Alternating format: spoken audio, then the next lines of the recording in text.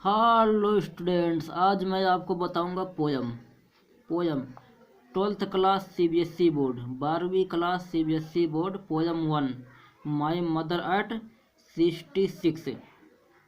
My mother at 66 poem है। आइए शुरू करते हैं। Before you read. बिफोर मतलब पहले, यू मतलब तुम, रीड मतलब पढ़ने से पहले। Ageing is a natural process. Ageing is a natural process. आयु का बढ़ता जाना एक प्राकृतिक प्रक्रिया है। एज माने आयु, इज ए नेचुरल प्रोसेस माने बढ़ते जाना। आयु का बढ़ते जाना एक नेचुरल प्रक्रिया है। Have you ever thought what our elderly parents expect from us. क्या आपने कभी सोचा है कि हमारे बुजुर्ग माता पिता हमसे क्या आशा करते हैं? इसी के बारे में कविता है। Driving from my parents home to Cochin last Friday morning. पिछले शुक्रवार की सुबह को अपने माता पिता के घर से कोचिन की तरफ गाड़ी में मैं आते हुए। Driving from my parents home to Cochin last Friday morning. पिछले शुक्रवार की सुबह को अपने माता पिता के घर से कोचिन की तरफ गाड़ी में आते हुए। आई सा माई मदर बिसाइड मी। मैंने मेरे पास बैठी माँ को देखा।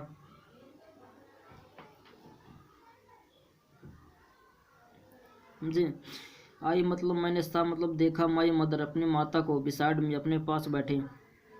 Does open mouthed her face ashen like that of a corpse and realise with pain. उसका ऊँघता हुआ खुले मुंह वाला चेहरा एक शव की तरह पीला दिखाई दे रहा था। दुख के साथ मुझे अनुभव हुआ कि that she was old as she looked, but soon put that thought away and looked out at young।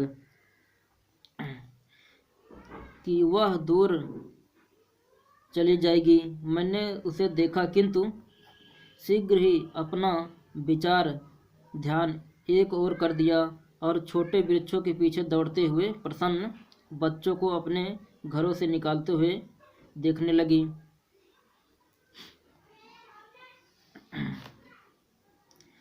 Trees और भी है क्या इसके बाद?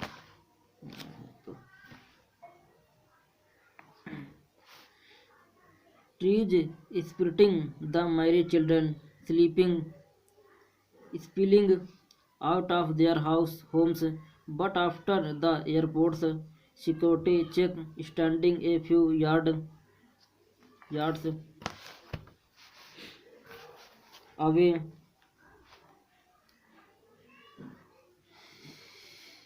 मैंने उसे देखा, किंतु शीघ्र ही अपना विचार एक ओर कर दिया और छोटे वृक्षों को पीछे ढकेल छोड़ते हुए प्रसन्न बच्चों को अपने घर से निकालते हुए देखने लगी।